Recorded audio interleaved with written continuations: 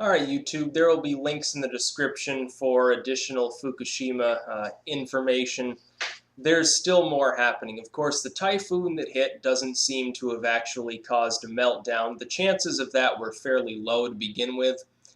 The main worry is what TEPCO actually decided to do, that in order to prevent radioactive water during the storm, during the actual typhoon, from going into the ocean, they elected to put radioactive materials into the ocean.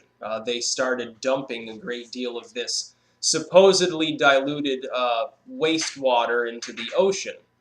Now, looking at the past of TEPCO over the last couple of years, generally when they tell us that the radiation readings are one figure, it turns out to be a significantly higher second figure that's actually true, as borne out by tests done by more independent individuals. The problem is, even when they're not trying to lie to the public about the radiation levels around this, they're making up some bullshit story now too about how, oh, it's only I think it was a third of a square mile area that's contaminated in the water around the plant. Everything else is fine.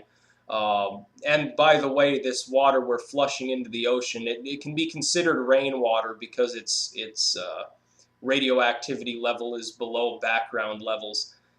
You'd have to be kind of foolish to trust them at this point. They've repeatedly lied.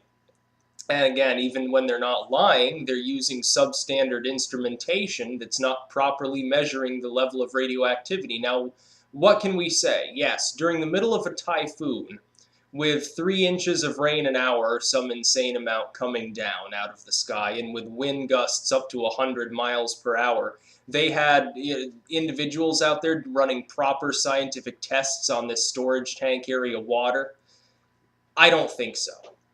And let's not forget, the total content, and oh, that's just the cat. The total content of radioactivity at that site that they were pumping into the ocean is diluted by that rainwater. But the total content of radioactive material does not change just because it's diluted. It just becomes more dilute. If you take a pound of poison that would kill hundreds of people, and you put it in a 1,000-gallon tank of water and stir it around, the same amount of poison is still there, it's just more diluted. So yeah, somebody might be able to take a glass of that and not die. They might just, vomit all over themselves, but the same amount of poison with the same toxicity is still there. Dilution does work. The problem being the actual radioactive content only seemed lower because there was so much rainwater accumulating in that area. It's still radioactive. They dumped 1,000 tons of this supposedly diluted material, and that's assuming we take them at face value and say, well, yeah, I'm sure that this time, unlike every other time, we can trust their readings. Now there's steam coming again from Reactor 3, the one that keeps sending off steam for no apparent reason over and over again intermittently and has for years. They can't figure out why, or they can't tell us why. They said, well, it's just humidity. Oh, it has to do with atmospheric conditions. The problem being this latest batch of steam comes as the humidity was actually for that area relatively low, yet it's still pumping off a thick billowing cloud of steam from the top of this reactor, and nobody can tell us exactly why. That makes me suspicious. When they're either unwilling or unable, these are supposed to be experts. You would hope that any company running a nuclear plant has a good number of experts that are overseeing things at that plant. You would hope that they would understand, even in a situation like this where there's been a meltdown in the past and the whole area is damaged, you would hope they know what they're talking about and they have a lid on what's going on. That's obviously not the case. They're either lying to people or covering this up in some way, or they literally don't have a clue what's going on. I don't know which could be worse. Which is worse, that they would lie to people and they would say, well, it's nothing, don't worry about it, and it turns out it's actually something they just can't fix because they don't have the money or the technology, or the area is too compromised or something. Or the other opportunity for an explanation is simply they don't have a clue. Either one is very worrying when you really think about it. This site has been, you look at the latest satellite imagery of this site, the damage is catastrophic. Things look to be falling apart even worse than they were to begin with. Things look like they're degrading fairly rapidly. When you have that level of radioactivity, you've got this already damaged area that there's no maintenance going on inside the buildings. Things corrode. The ground is becoming more and more inundated with water. They can claim that they pumped out all of this water as it was coming down and that, oh, the site's not compromised. The amount of rain that comes down during a tropical storm in an area like that, which again anecdotally is mountainous like Vermont, we saw the damage from Irene that was resulting. That's already caused landslides, it's already causing deaths, and homes were destroyed during this typhoon. You would think that that would make the ground even more soggy than it already was. There's talking about, well, we'll just pump the water out. Yeah, the groundwater is all contaminated. There was another situation, and I don't know the status of this at all, at the Monju plant, which is on the other side of Japan. A landslide blocked the road. This is really stupid, there's only one road in and out of this nuclear plant.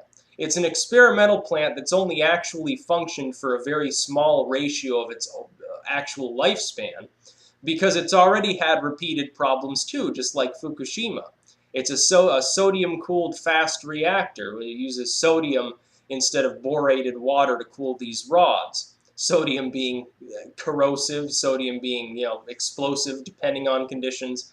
And the plant's transmitter went offline during the typhoon after this landslide blocked the road. So for all we know, that one could go off. This other plant could melt down at any time, and we're not sure.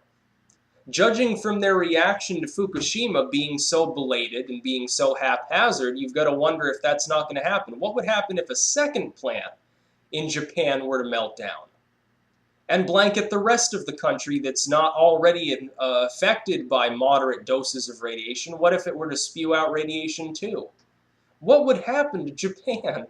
These poor people, 127 million people living in this country, with a government that doesn't know what's going on or doesn't care, with people that are lying to the population. There was a report a while ago that one of these nuclear officials told people that drinking beer would prevent them from getting radiation poisoning.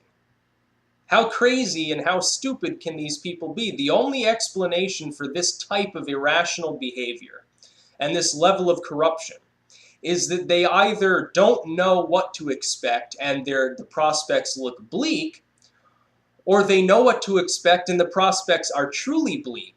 As in, yeah, by the way, there's no way we can actually remove these fuel rods. And there is Gunderson, who's a nuclear expert, and some people have labeled him as alarmist. Only time will tell whether his predictions are accurate. Has said that the boron sheaths that are around these rods that are supposed to prevent them from going critical when they come close to one another, that these boron sheaths have basically disintegrated, and that they're borating the water in the cooling areas, because if they don't, then they'll go critical also. The problem being, if they try to remove these rods, they lift it out of the borated water, what happens then? Will they still be in close enough proximity to one another to, go critical? Not sure. It could be this way, that the situation has become so bleak, and that these people aren't stupid. Let's assume for a minute that the people at TEPCO aren't stupid and do know what's going on. It could be that things are so bleak and so likely to spiral out of control, causing further meltdowns, that they've sort of resigned themselves to that fact, and they're sort of trying to keep the public from rioting. That they're more worried about this kind of civil unrest that would occur if they were to tell people the truth about the situation than if they were to keep doing what they're doing and hope against hope that they get it just right so that the problem is solved. And have that, whatever percentage risk that there'll be further meltdowns. That's the really scary part. It almost looks like they've lost hope at TEPCO, and they're stalling for time. They're essentially trying to keep things from going critical at this moment. Maybe they're delaying it for the Olympics. That'd be a long time to delay it for. honestly, I don't know how they're going to solve this problem. And when you have these officials coming out and saying, "Oh, beer and being happy prevent radiation poisoning." Oh, we don't know why the plant's steaming. I'm sure it's nothing. It's just humidity. Oh, well, by the way, we're going to try to lift these fuel rods out with manual cranes. Don't worry, though, folks. Everything will be fine. And when you've got all the mainstream media here's the real thing. When all the mainstream media sources in the Western world are more or less unified on a story, regardless of their partisan bickering, you know something's wrong. When all of them, if they're all telling basically the same story and they're all saying, don't worry about this radiation, that's when you have to start to worry. Because normally they can't agree on anything. The only answer being they were paid off or threatened or something along those lines. That's, of course, the weakness of having a free media, is they're free to take money from businesses and then report the bottom line for that business. And also, here's the other thing. Where are all these environmentalist groups? They should, save the whale, Greenpeace and PETA and all these other groups. Save the whales, save the fish, save the tree frog, save whatever creature, stop polluting, all of these things. Why are they not up in arms? I've heard absolutely nothing from anybody in any of these environmentalist groups. Could it be that nuclear power is sort of their wet dream just because it's not a fossil fuel? And that they don't have even a rudimentary understanding of the fact that uranium mining and processing all of these nuclear materials requires fossil fuel to do in the first place? That it exploits people in the third world who then have to turn around and eat bushmeat, dead chimpanzees or elephants or whatever they can get their hands on because they're too fucking poor to afford standard qualities in their food? Could it be that this is the case, that these people are just so fucking retarded and dumb and don't know have a clue what's going on? I would say that's the case. Because these people should be up in arms. There's radiation leaking into the Pacific Ocean. And they're saying nothing. And the mainstream media is saying nothing. And the Japanese government swears it's safe. And the fact that and you can look on YouTube and see videos of this, people taking radiation readings of rain that fell after Fukushima, when the bubble of radioactive material was over them in the atmosphere, and they're getting readings that are way above what they should be, way above background, and yet nobody's concerned about this. Not a peep from the mainstream media. I think there's been like 2 stories on Huffington Post, and Russia Today runs a few op-eds. That's about as far as they'll go. CNN ignores it, and Fox ignores it, and even sites like The Guardian ignore it. The sites that are supposed to ostensibly, libertarian leaning, or they support, private action by individuals and activist movements, and they say absolutely nothing. How much money had to be circulated around for all of these people not to even mention the story? Even if they won't even mention, oh, by the way, you shouldn't worry about it. They're just not running anything. None of these media sites care. You hear nothing from our politicians. There are a very small number of politicians right now that even want to tackle the issue. Nuclear power is one of those issues that a lot of people have difficulty from the places that they're at in DC talking about, because here's the thing.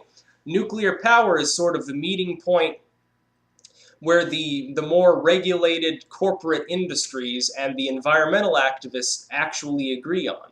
They shouldn't. It's the most unwise way to make these two things fuse. They should be using other energy sources. Natural gas is a good alternative, even though it can require fracking. Solar and wind, all of these things that have been used successfully for decades. And yet, because it's nuclear power, the environmentalists label it clean energy, which it's not, clearly, because there's radiation leaking into the Pacific Ocean right now and the threat of another meltdown. And the corporations love it because, oh, well, we get to exploit the third world just like we were buying oil. And, oh, look at how wonderful it is. We can create a fission in these reactors and we can power entire cities off of this small reactor. And they love it. And it makes no sense. Peace out.